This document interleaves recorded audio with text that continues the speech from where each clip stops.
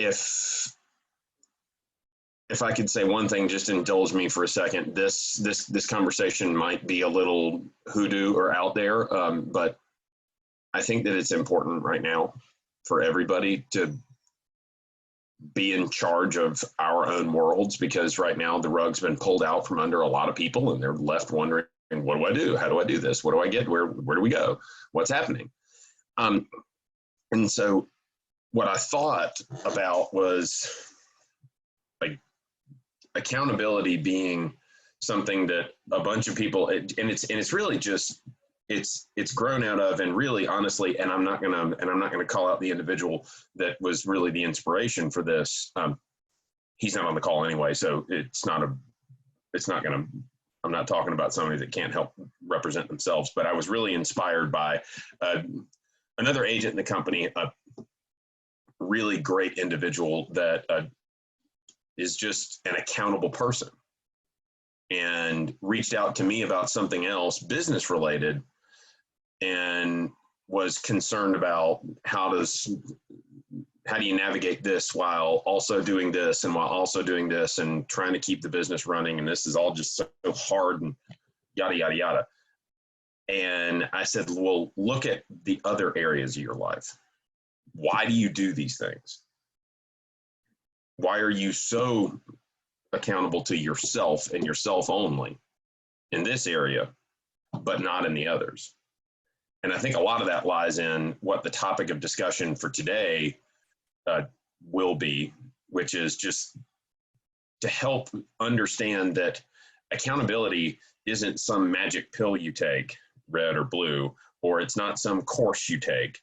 It's giving yourself permission to get out of your own way, or in some cases your shadow, and to go from there. So what I will show everybody, and we're going to do this thing that everybody has come to know and love, which is me fumbling through my computer while we share the screen, and here, and go.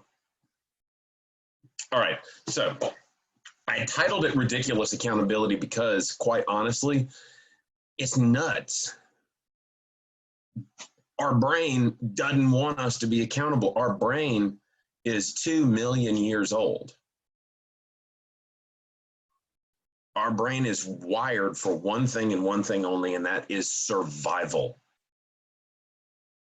It will do anything to survive. And the question that's on everybody's mind probably is, why the hell is there a bucket of oranges back there?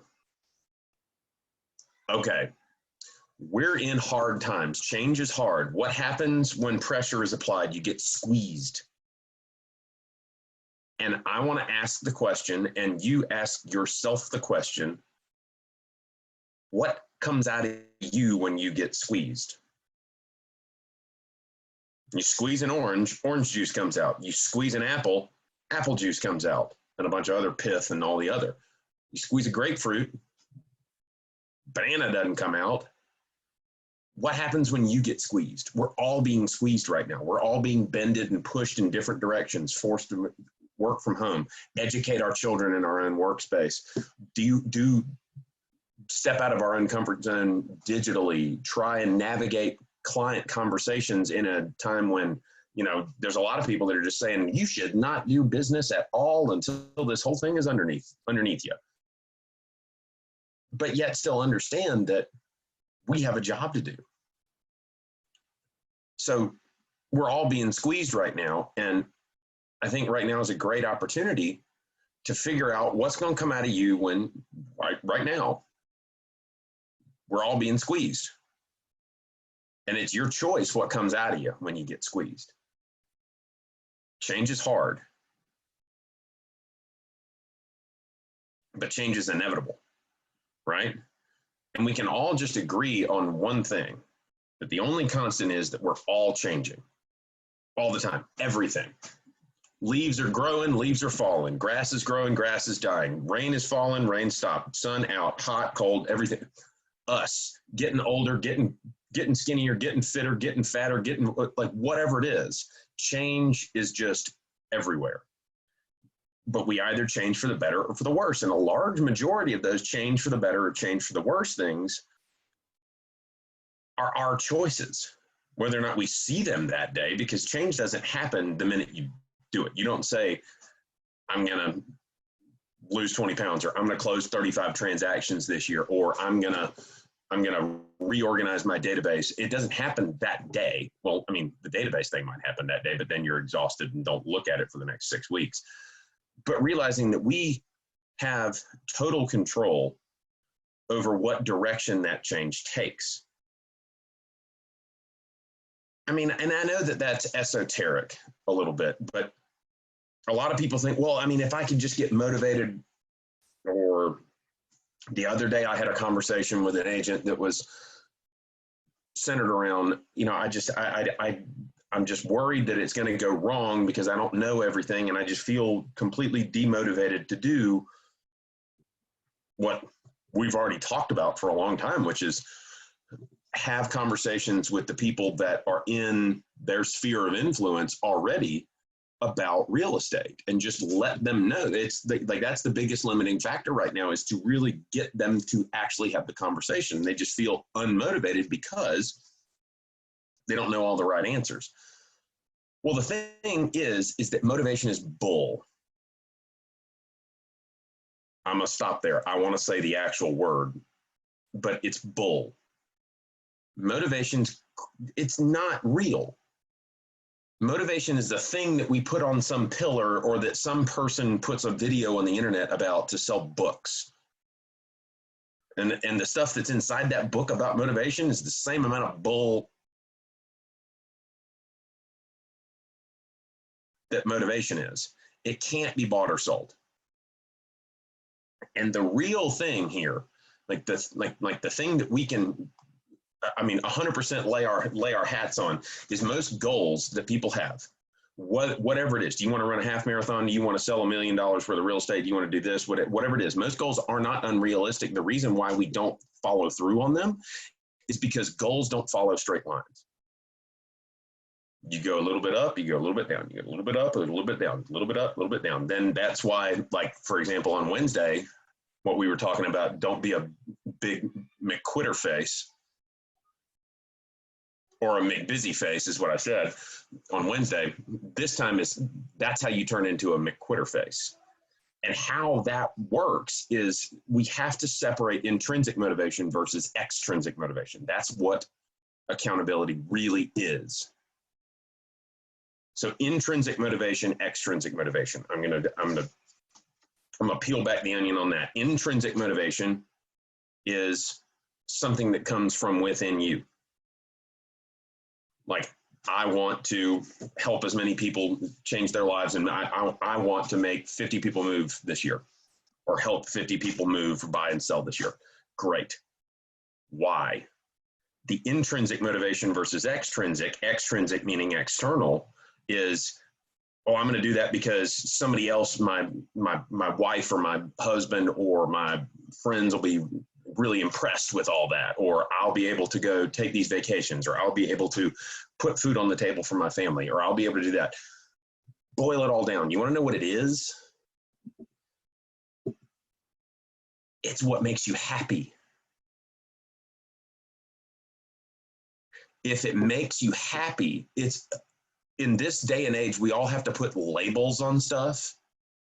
I think that's all junk. It's just, it's okay to be happy. I'm going to go do this, and this, because at the end goal, I'm going to have a provided for family, a stable net worth, a huge business that I can eventually sell one day, hopefully. But I'm going to be happy at the end of it. And I might not be happy today. I'm going to wake up this morning, and you want to know what's going to happen? My hot water heater is going to break, and then I'm going to have a baby with a poopy diaper, and then I'm going to have to go in the office, and then some deal is going to fall apart, and then this, that, and the other. Okay, that's today. Tomorrow's a different day. Today was a shitty day. Tomorrow's going to be a better day, because I know what the goal is, because the goal is inside my head, me not on a beach with a Mai Tai someplace, but me happy. And the funny thing about it is change doesn't happen before your eyes, and motivation isn't something that you can drink out of a cup. The gym, the scale, the bank account, the book of business, whatever it is, change is a choice, and it's not some external thing to make somebody proud or happy or pat you on the back, whatever it is. All those things are good, but that's not what's going to happen. That's not what's going to make you break out of your comfort zone, because your human brain, just like I said, is hardwired to help pull you right back in your lane. Whether or not you actually accomplish the goals that you set for yourself. Now, I'm going to pull back here for just a second. In what other time in history has it been that right now we're in April, and a lot of people are just saying, you know what, tear your business plan up. It's done. Well, I got news for you. A lot of us aren't even sticking to the business plan we made anyway. So why not fresh start, right? 87% of people don't follow through on their New Year's resolution 2 weeks in. It's because, and I'm going to get into why, it's not fun, but it's mindset. And mindset's not just made up. And I know that this is something that we keep going back to over and over and over again. And if there is a common thread about anything that I've been talking about the last 3 or 4 weeks, it's mindset. And it's something that I can't help. I can't fix it. But it's just, that's what my brain wants to do. It's what your brain wants to do. It's what we all do. And mindset is the key to everything, whether it's change, whether it's performance, physical, mental, business-wise. Like, for example, the only option, you got somebody and their complaint is the only option, I want to get a little bit stronger, a little bit more flexible. Well, the only option to do that is to exercise, to get more flexible and stronger. But then a lot of people go, oh, well, but I don't, and then they go into this long cavalcade of everything. My business, I just don't have enough business. Well, the only option for you to do that is to go create more business. You didn't get into one of those junk cubicle related jobs for a reason. You wanted to have the ability to go make your future.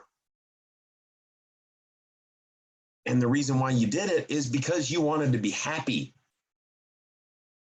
And so what we do is we practice something called defensive failure. Now, defensive failure is a clinical psychological term for essentially what it is. It is your brain that throws up a wall anytime you throw something different at it. Your brain will defend you to the death, quite literally. It will tell you, don't do that. No, that's scary. That's sketchy. Don't do that. That's this. And part of that is because your identity has been forged in fire. And quite frankly, what I mean by that is through adolescence, we kind of start morphing away from what our parents told us. You know, our identity gets created in fits and starts. When we're younger, it gets created because somebody says, oh, you're so creative. And then the other person says, you're so artsy. And the other person's like, you're so talented at this, or you're so graceful, you're pretty, you're smart, you're this. And then you kind of identify with those labels. Well, something fun happens in the human brain during adolescence where you start to identify with other people, things you like in other folks. And then you go over here with these kids for a little while, and then you try this thing, and then you start tacking on these things that you sort of would kind of like about other people. And what happens when you move away from adolescence into early adult development, you start to pull all those things away and distill yourself into a more true, honest version of yourself. But what that does is it segments everything. And it really creates an extreme identity that you have. And that's good because your identity is you, really you. But what it does is then, if you then start to try new things, it's going to come up with one of 3 excuses. And the first thing is, I can't do it because insert excuse here. Now, most of the time, that's going to be like genetics, talent, whatever it might be. And, or if, for example, it's a past experience, you've done something before And so now it's not going to work. It didn't happen right the first time. So now it's not going to work. That's also not going to work in a business where a good day is 40 mistakes and one successful situation. I mean, I really, honest to God, would say if I have a 40-to-1 ratio on a daily basis, I've had a great day. And it's just consistency. It's not this thing didn't happen. So I mean, I got bit by a dog when I was a little kid. I'm not scared of dogs because I got bit by a dog one time when I was a little kid. Yes, I was scared of dogs for a long time, but then I had a really great dog when I was in high school. I'm not scared of dogs anymore. But that first 6 months of time owning a dog was a scary experience for me. But I can't do that because that dog bit me one time. I can't own a dog because a dog bit me one time. That's your brain showing you that the first piece of it is that you are limited to the things that you identify with. And now I could go all the way down into growth mindset and all that, but you guys don't want to hear me rabble because I rabble enough anyways. But I just have to stress this, that mistakes are the mile markers to success. They are. I swear they are. The second piece is people like me don't do things like that. Insert excuse here as well. And this goes back to what I was talking about the identity portion. Your mind eventually gets in this cycle of, so like, for example, if we're in a sales profession, but we're also in a relationship profession right now, there are proven strategies, proven habits that make you a successful real estate person. I don't care what anybody says. There are proven strategies, and most of it is contact. Right now, contact is hard. We've been talking about reaching out with people via any medium right now and just picking a number, whatever it is, picking a time out of the day, whether it's 1 hour, 3 hours, 5 hours, to go and prospect business, and understanding that it's okay to prospect business, but not in a gross way. But there's a lot of people that are still saying, I just can't do that because I'm just not like that. I'm not a salesperson. I'm not pushy. You're not being pushy. Your brain is telling you, no, we're not going to do that because that sounds uncomfortable. Then you get in a cycle of people like me don't do things like that. If you're just, I cannot tell you how many times I've heard things about, I'm just not a cold caller, or I don't like to geo farm, or whatever, or I don't like running because it sucks. Well, guess what? Even runners think running sucks. I've run 14 marathons. I still think running sucks. You still have to do that. You understand that if you want to feel happy, sometimes you got to do really sucky stuff. And the final thing is maybe, just maybe, you really don't want to do it, but you think you should do it. Now I'm going to reiterate that. You really don't want to do it, but you think you should do it. I need to I need. Well, need is really just a shrouded thing about I should be doing something. I should be making my calls, do this thing, that thing, whatever it is. There's your intrinsic versus extrinsic reasons. Now, pick your goals are your goals, right? I really, really, really believe in my heart that every single person that's on this call is here for a reason. You guys are in this business for a reason. I mentioned this on Wednesday. You got to ask yourself, why do I love what I do? I don't always love my job, but I do love what I do. There are warts everywhere. And what we need to figure out is how to have a promise made to ourselves that helps us separate ourselves from the want to do versus should do. And if you don't want to do it, that's fine. We got to find something else that's going to get you towards your goal, that you might want to do. Because if you're not going to want to do it, you're not going to do it. You're not going to do it at the end of the day. And sometimes it's substituting something that might be a little bit more undesirable from something that's a little bit less undesirable. Is it the difference between making cold calls to trying to find people to direct message on Facebook or Instagram?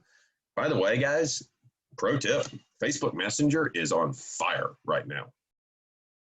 I come in and I've got 50-ish messages if I stay away for more than 24-hour period of time. I'm just saying. So ridiculous accountability, and I'm going to wrap it quick, I promise. I'm going to get you guys out of here. The amount of eye rolls, it's okay. Ridiculous accountability, what is it? And here it goes all the way back to what my inspiration for today was.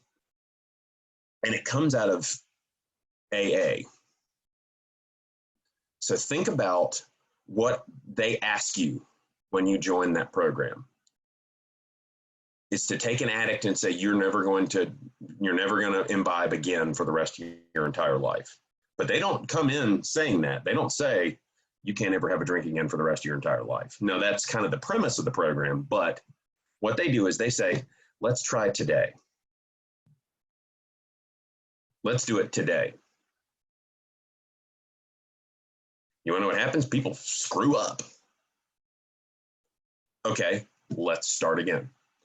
Make a promise for a lifetime, but renew it each day. So every single day you could try something, doesn't work. Okay, try it again. Let's try it again. Let's try it again. Let's try it again. I tried and reached out to a couple of for sale by owners or expired and it fell apart. It's terrible. Let's do it again. Let's do it again. If it doesn't work for like 6 months in a row, I hate to tell you, but probably the approach is wrong. It's not the activity. Make a promise for a lifetime, renew it every single day. And it's got to be something that makes you happy. Like that stuff is hard, right? Here's gonna be something that if nothing else, I hope you guys take away from this. That stuff is hard. Making calls is hard. Working from an uncomfortable environment or from your house or from a completely disheveled storeroom of a home office, that stuff's hard. Losing deals is hard. Going out and working in a time where a lot of people might thumb their nose at you for being out and working in this environment, that's hard. You want to know what else is hard? Being broke, being alone. Looking through, is monster.com even a thing still? Looking through monster.com for some hourly wage job just because, shoot, I got to do something. That's hard too. You got a choice. I like our hard. Our hard is helping people. Make it about you. Say it out loud, print it out, enlist your partner, your friends, whoever, I don't care. I think accountability partners, honestly, I'm a member of 4 different mastermind groups in the company. They've got accountability partners. You want to know who your accountability partner should be? It's you. If there's anything that I've talked about today, it's that, we're the thing. It's not enough to like feel loved, wanted, valued, whatever it is. I mean, being healthy is hard. Making calls is hard. Choose your hard. Say it out loud. Print it out. If that helps you. If it doesn't help you, then just have the accountability with yourself. In World War II, they handed people a gun, 18-year-olds, and said, here you go, get on a boat. I mean, I know it's not the same thing, but, essentially we're being handed a cell phone and a laptop. I know that might fall flat. I know that might not seem sincere, but I'm telling you, that's real right now. We literally have people's lives and their futures under our care and our families, our kids. So we got to find a way to be interested, curious, growth-minded about that hard stuff. and give yourself permission to be happy with the results. Even if it's not perfect right now, one day you're going to wake up and be productive until one day you don't recognize the situation that you're in. Like, that's how stuff happens. That's how true accountability works. No success is overnight. You just got to find a way to draw that long line between a goal. Pick the goal out. I don't care what it is. Just like AA, pick one thing to do, one thing that will make you happy. Financial freedom or whatever it is, I don't know. I don't know. Be the top producer in the county, in the state. Who cares? It's got to make you happy. But give yourself permission to be happy about all the uncomfortable, hard stuff along the way. And how do we do that? In the end, it's about two things. Two things. You guys had to listen to me babble for 30 minutes, and all you get out of it is two things. But they're two good things. Get your head clear. What I talked about the other day, about deep thought. And then begin to take steps. I mean, I'm telling you guys, last week, a dude ran a marathon in his living room. How unbelievable of an idea is that somebody in an 11 by 17 room ran 26.2 miles? How many opportunities did he have to be like, you know what, screw it. I'm 18 miles in, I'm gonna go get a beer. When you're out there on a course, you can't do that. This guy had probably 35,000 opportunities to just say screw it, and didn't. Partly because I think he was doing it for attention, but he was also doing it to feel happy, and he gave himself permission to do so. I mean, accountability is about acting responsible, accepting the responsibility for your actions, and taking responsibility for the results. That's it. Clean and clear. But you got to get your mind right, and you got to start doing something. And that's it. Point blank, period. And so with that being said, I know I threw a lot at you guys, and I hope that it was at least mildly beneficial. Does anybody have any comments, questions, thoughts? And if you want an accountability partner for anything, I am right here.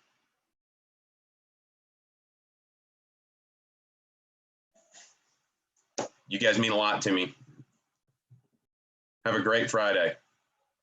Thank you, Richard. Thanks, Richard. Have a good weekend. I really appreciate it. Thank y'all.